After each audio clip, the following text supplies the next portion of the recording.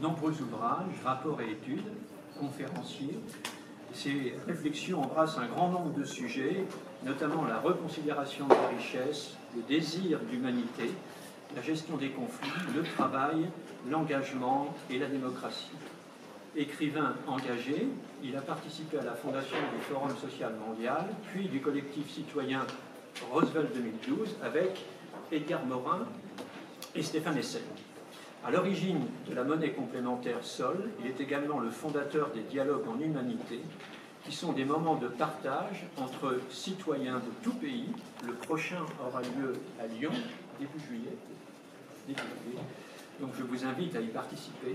C'est à la fois très festif, très collaboratif, et on en ressort avec un dynamisme nouveau pour changer de paradigme.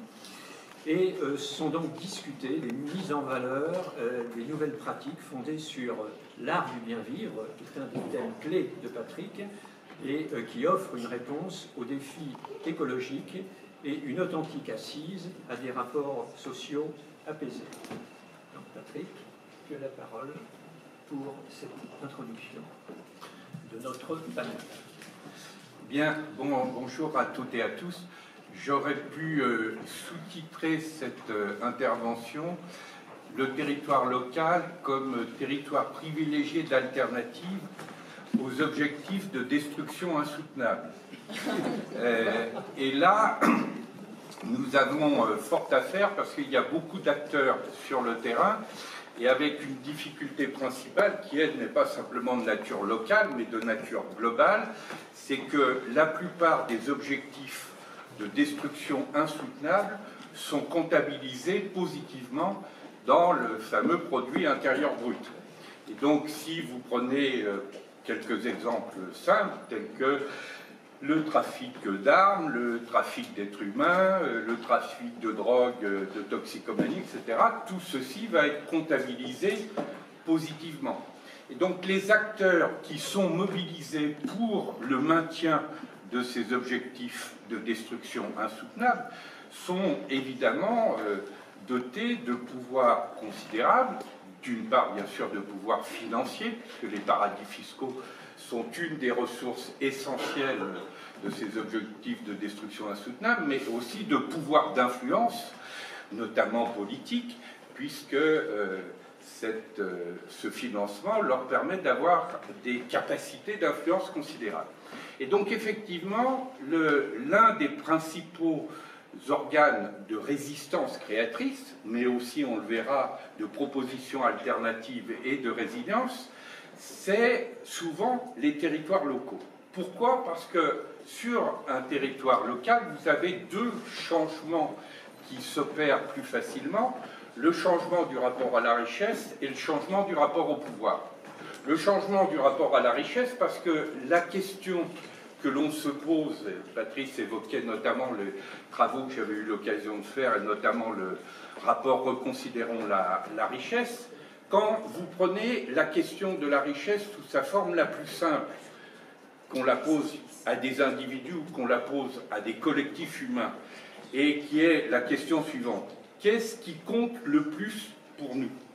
Immédiatement, on va avoir d'un côté ce qu'on peut appeler les fondamentaux écologiques, parce qu'on a besoin d'air respirable, on a besoin d'accès à l'eau potable, on a besoin d'une terre nourricière qui ne soit pas empoisonnée, donc ça c'est les fondamentaux écologiques.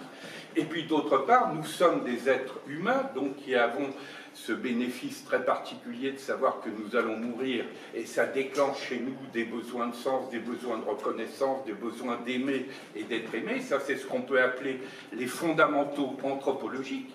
Et donc, à chaque fois que l'on pose cette question, qu'est-ce qui compte pour vous? On va voir les deux sources de la valeur, et le mot valeur, là aussi, il faut l'utiliser dans son sens initial.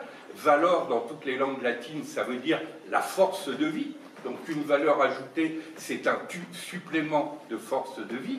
Et on comprend bien à ce moment-là que les deux sources de la valeur, de la création de valeur, c'est d'un côté la nature et de l'autre côté les humains et la façon dont cette combinatoire s'opère. Mais évidemment, si vous remplacez la valeur force de vie par le value for money, bonjour les objectifs de destruction insoutenable. Donc la première caractéristique de résistance créative et en même temps de résilience et de capacité de proposition d'un territoire, c'est qu'il est plus simple sur un territoire local de reposer la question « qu'est-ce qui compte ?» Qu'est-ce qui compte pour vous et qu'est-ce qui compte dans le territoire qui constitue notre habitat fondamental? Ça, c'est le changement du rapport à la richesse.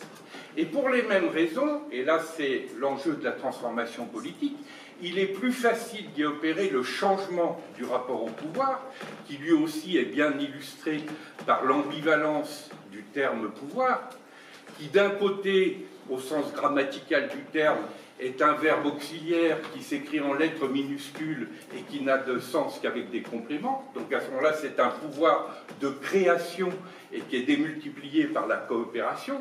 Mais si vous écrivez ce terme pouvoir en majuscule, que vous en faites un substantif, là tout change. C'est un pouvoir de domination, c'est un pouvoir de conquête et qui va au contraire se nourrir de la dépression. C'est pour ça que ce pouvoir-là, il a intérêt aux objectifs de destruction insoutenables. Et donc, évidemment, c'est pour ça que les échos, les témoignages qui nous viennent plutôt d'élus ou de personnes qui sont sur un territoire local participent davantage de ce rapport différent aux politiques, parce que c'est plus facile d'être dans un pouvoir de création démultiplié par la coopération, et c'est après que les choses se gâtent. Et quand vous regardez la modalité des formes compétitives de la démocratie, ça finit par être une mécanique de sélection des grands malades, puisque finalement, c'est la montée des acteurs qui ont un rapport pathogène au pouvoir, quel le pouvoir est un pouvoir de conquête, de domination ou de sauvegarde, comme ça a été rappelé, mais qui se nourrit de la dépression, qui va finir par être dominant. Et là encore, le territoire local est une bonne base de résistance créative et de résilience. Pourquoi j'utilise le terme de résilience? Parce que, évidemment, les conséquences des objectifs de destruction insoutenables, c'est qu'ils ont une assez forte efficacité et que, comme le rappelait Dominique Bourg dans son introduction tout à l'heure, ils ont une très forte capacité à nous emmener dans le mur, et de ce point de vue-là, ils ont une capacité d'efficacité, de rendement qu'il nous faut saluer. Il n'y a pas besoin d'indicateurs très sophistiqués pour le repérer. Simplement, comme la course à l'abîme n'est pas forcément la tasse de thé préférable de la très grande majorité des êtres humains, il faut bien, à un moment donné, dire, écoutez, la plaisanterie suffit comme ça, et il serait peut-être temps de s'occuper effectivement de ce qui est en nous création de valeur au sens de force de vie, de création de pouvoir au sens de pouvoir de création démultiplié par la coopération, et c'est là que les territoires locaux vont jouer un rôle essentiel, y compris dans les situations où les risques d'effondrement produits par l'efficacité des objectifs de destruction insoutenable sont arrivés à leur fin. Et pour donner un exemple sur lequel j'ai beaucoup travaillé particulièrement, qui est celui d'un des risques systémiques qui nous pend au nez, qui est celui d'une prochaine crise financière. Il n'y a pas besoin d'être particulièrement alternatif pour la voir venir. J'ai été récemment à une table ronde avec un banquier de la place, comme on dit dans le milieu, c'était un banquier de chez Rothschild, et à une question qui lui a été posée, monsieur le banquier, est-ce que vous considérez qu'il y a un risque de prochaine crise financière? Il a carrément répondu, le problème n'est pas de savoir s'il y aura une prochaine crise financière, le problème est uniquement de savoir dans quel délai elle va se produire. Et manifestement, dans son esprit, le délai était relativement court. Donc si on se pose la question, qu'adviendrait-il si une crise financière majeure, comparable, voire supérieure à 2008 se produisait, bien évidemment, les premiers territoires de résilience vont être les territoires locaux. J'entends le local, pas simplement au sens limité du terme. Julie va évoquer, par exemple, dans le département de la Gironde, tout ce qui se fait sur des domaines de ce type. Mais les territoires, parce que ce sont les questions où la question de la richesse réelle se posera. C'est-à-dire, si on se retrouve dans une situation où nos grandes monnaies spéculatives, dollars, euros, yens, yuan, etc. et compagnie, s'effondrent. La seule alternative aux paniques, au chaos, etc., c'est de dire, on vous rappelle une chose relativement simple, c'est que jusqu'à preuve du contraire, comme dit le proverbe africain, l'argent n'est pas comestible. Et que par conséquent, ce qui fait véritablement richesse, c'est ça qui va nous intéresser. Et du même coup, nous l'avons fait récemment à l'occasion d'une rencontre entre monnaie locale et collectivités territoriales autour de la question quels sont les plans de résilience des collectivités territoriales par rapport à une hypothèse de crise financière. Et immédiatement qu'on pose cette question-là, la réponse est 1. Revenons aux richesses réelles du territoire, aux richesses écologiques, aux richesses humaines, aux richesses patrimoniales, etc., à tout ce qui fait que la force de vie sera mobilisable, d'autant plus que nous serons dans des situations difficiles, mais ça sera aussi la question comment aurons-nous des acteurs politiques qui, à ce moment-là, feront du pouvoir une énergie renouvelable, créatrice de force de vie dont on aura d'autant plus besoin qu'on sera dans des situations qui peuvent être difficiles, voire même à certains égards tragiques.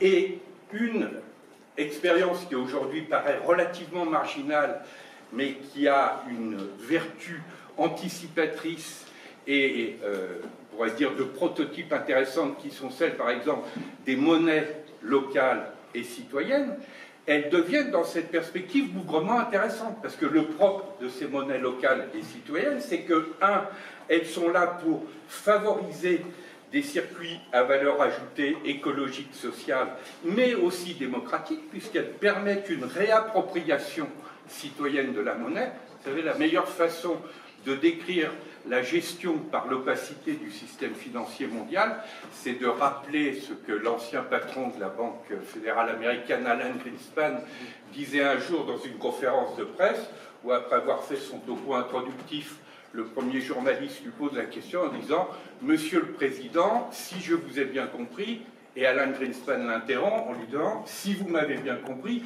c'est que je me suis mal exprimé ». Ça résume parfaitement la gouvernance par l'opacité. L'intérêt des approches, et c'est pour ça qu'on les appelle monnaie locale et citoyenne, c'est un processus de réappropriation citoyen. C'est-à-dire, on va dire aux uns et aux autres, ici, par exemple, c'est le Léman. Si vous êtes au Pays Basque français, ça sera le Chco. Si vous êtes dans la région lyonnaise, ça sera la Gonette, etc. Et évidemment, les participants vont poser des tas de questions en disant « Mais alors, cette monnaie, d'où elle vient? Qui la garantit? Comment circule-t-elle ?» etc. Et on leur dira « Mais vous avez tout à fait raison de poser ces questions. Et d'ailleurs, nous allons y répondre ensemble. C'est une co-construction. » Mais vous avez du coup tout aussi bien le droit de les poser sur le dollar, l'euro, le rôle de la Banque centrale européenne, le quantitative easing, etc. Et tous ces éléments qui en général paraissent tellement lointains qu'ils deviennent inaccessibles.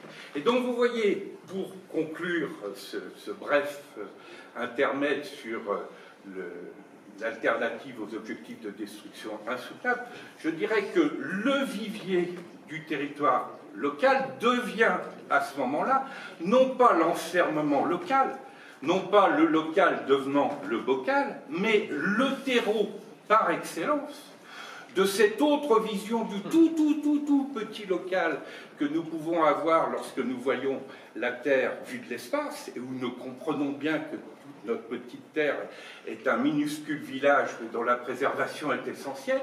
Et quand on se pose la question en ces termes, y compris ce qui se passe sur le plan politique, sur le plan d'un autre rapport à la richesse, je pourrais le décrire aussi sur d'autres terrains, mais je ne le fais pas faute de temps, éducatif, culturel, voire spirituel, etc., a aussi comme vertu de préparer les conditions de réponse à l'échelle de notre petit territoire, qui est le territoire planétaire, qui n'est pas l'international.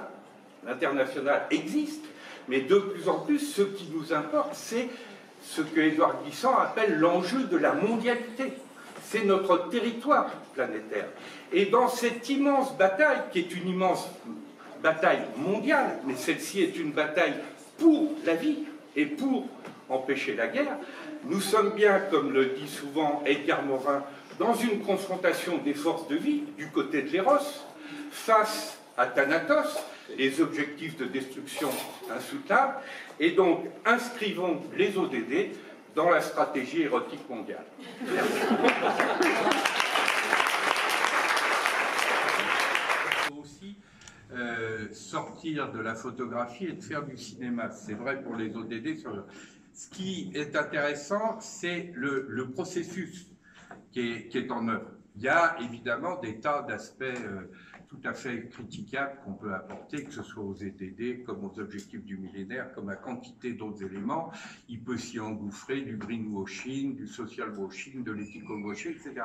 Mais en même temps, ce qui se joue dans cette immense bataille mondiale, entre les acteurs qui portent les objectifs de destruction insoutenables et puis ceux qui portent les logiques de vie, c'est effectivement de voir qu'aujourd'hui, il y a une alliance possible entre les acteurs de la société, pas simplement civile, mais civique mondiale, c'est-à-dire la partie des acteurs qui posent clairement les enjeux politiques, mais dans un autre rapport au pouvoir, et les acteurs du côté du système des Nations Unies qui portent la question des biens communs de l'humanité.